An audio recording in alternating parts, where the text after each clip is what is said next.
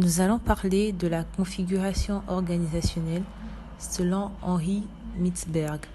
Selon Henri Mintzberg, les différents composants et paramètres d'une organisation ont tendance à s'aligner en des ensembles cohérents que l'on appelle des configurations organisationnelles. Une organisation est en quelque sorte attirée vers une certaine configuration, ne serait-ce qu'en raison de l'interdépendance des composants et paramètres organisationnels. Interviennent également les données de contexte, ce que l'on appelle des facteurs de contingence, comme l'âge de l'organisation, sa taille, la technologie qu'elle utilise et les caractéristiques d'environnement. Selon lui, il a inventorié 5 configurations organisationnelles principales, chacune caractérisée par un mode de coordination et une composante dominante. Premièrement, nous avons la structure simple, la structure simple est un élément chef de l'organisation et le sommet stratégique est le mode principal de coordination, la supervision directe. L'exemple type est celui de la petite ou de la moyenne entreprise. En second lieu, nous avons la bureaucratie mécaniste. Elle se rencontre dans les organisations se consacrant à des tâches répétitives relativement simples, par exemple des entreprises produisant des biens manufacturés ou de produits en masse. Le mode de coordination principal est la standardisation des tâches, d'où le rôle essentiel joué par la technostructure dont dépend précisément cette standardisation. En troisième lieu, nous avons la bureaucratie professionnelle. Il s'agit d'une organisation dont l'activité requiert des professionnels hautement qualifiés.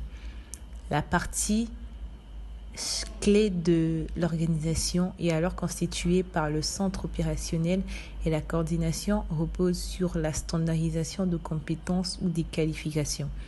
C'est le cas par exemple des organisations de santé ou encore des universités et plein d'autres. Ensuite, nous avons la forme divisionnelle. Elle se retrouve dans les organisations dont les différentes activités ont été réparties par des grands domaines, confiés chacun à une division distincte responsable de ses résultats. L'élément clé de l'organisation est cette fois la ligne hiérarchique et la coordination repose sur la standardisation des résultats. Ce type de configuration est celui adopté le plus souvent par les grandes entreprises à activités diversifiées. Ensuite, nous avons la docratie. C'est une organisation flexible, adaptable selon les besoins et les contraintes des tâches à accomplir, le plus souvent complexe et s'inscrivant dans des environnements dynamiques. Dans ce type de situation, le mode de coordination privilégié est celui de l'ajustement mutuel. Cette configuration comporte 2 variantes, la docratie administrative et la docratie d'exploitation. La première entreprend des projets pour elle-même et la partie essentielle de l'organisation est constituée par les fonctionnels de support. La seconde travaille pour des clients, comme c'est le cas par exemple d'un cabinet de conseil. Le centre opérationnel et les fonctionnels de support constituent les composants les plus importants.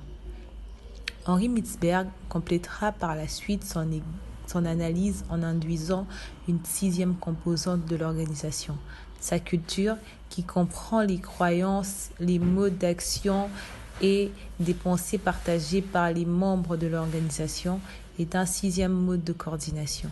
La standardisation des normes qui conduit les participants à agir selon le même ensemble de croyances.